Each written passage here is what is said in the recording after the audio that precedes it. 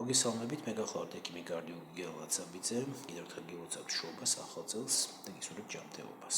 დღეს ვისაუბრეთ ღვიძლისა და თირკმლის ფუნქციების შესახებ კარდიოლოგიურ დანიშნულებასთან მიმართებაში. მოგეხსენებათ, რომ კარდიოლოგიური დანიშნულება არის კომპლექსური.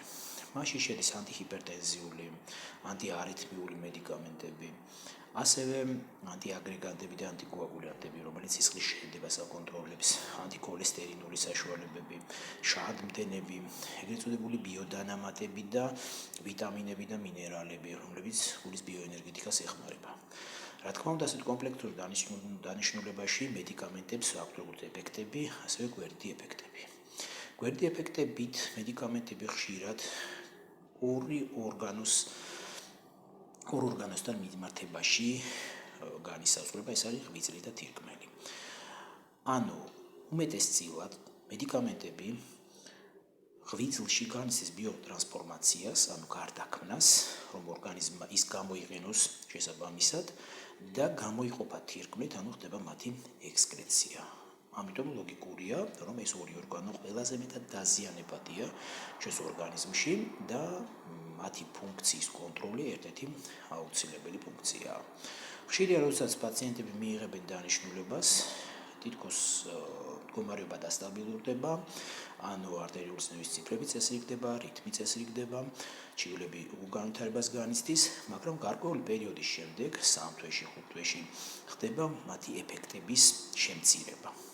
და მდგომარეობა თითქოს არსებულ ძველ უკონტროლო სიტუაციას უბრუნდება. ანუ ციფრები არასტაბილურია, ჩივილები იმატებს და ასე შემდეგ. რაშია საქმე? როდესაც ასეთი ეფექტები გამოვლინდება, უპირველესად პაციენტმა უნდა გაიხსენოს ხომ არ დაარღვია აღნიშნული დანიშნულება, როგორც მედიკამენტოზური, ასევე დიეტოთერაპიასთან მიმართებაში. თუ ეს არ ხდება, ანუ პაციენტი იცავს ყველაფერს, მაგრამ ეფექტი მაინც გაჩერდა, რა თქმა უნდა, ამ შემთხვევაში უკვე ვამოწმებთ ამ ორი ორგანოს ფუნქციას უპირველესად. რა თქმა უნდა, იქ სხვა საკონტროლო საშუალებებიც არსებობს და სხვა კვლევებიც, მაგრამ როგორც წესი ხოლმე დასაწყისში უბრალია რომ სწორედ ამ ორი ორგანოს ფუნქცია შემოწმდეს.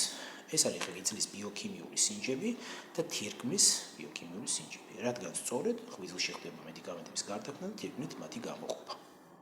როგორც ახლა ნახეთ. როგორ უნდა შემოწმდეს ან რა სიხშირით აღნიშნული ფუნქციები.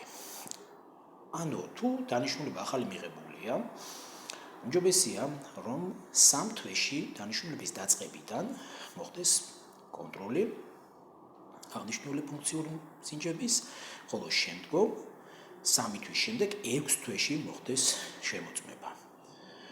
თუ, რა თქმა უნდა, ანალიზებში იქნება ცვლილება, უმჯობესია, რომ ღვიძლის მდგომარეობა გამოსწორდეს, პარალელურ რეჟიმში შეიძლება მკურნალობა ღვიძლის და ასევე შეიძლება მედიკამენტების დოზის დროებითი კორექტირება და შესაბამისად ღვიძლის და თირკმლის ფუნქციის აღდგენის შემდეგ ეფექტებიც განახლდება. ანუ დანიშნულების შეცვლა მნიშვნელოვანი საჭირო აღარ არის.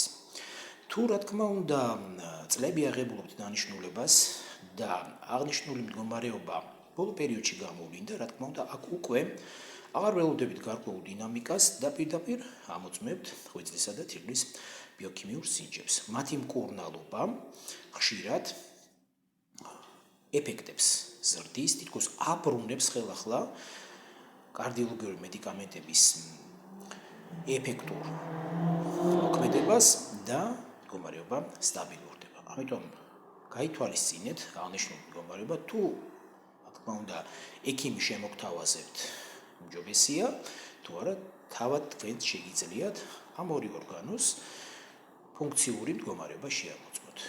მას ანალიზების სახით ასე ჰქვია ღვიძლის და თირკმლის ბიოქიმიური სინჯები. ეს აგაცილებთ შემდგომ გართულებას, წამლების გვერდით ეფექტების დროულად გამოვლენას, ან მათი ეფექტის შესუსტების მიზეზის დადგენას.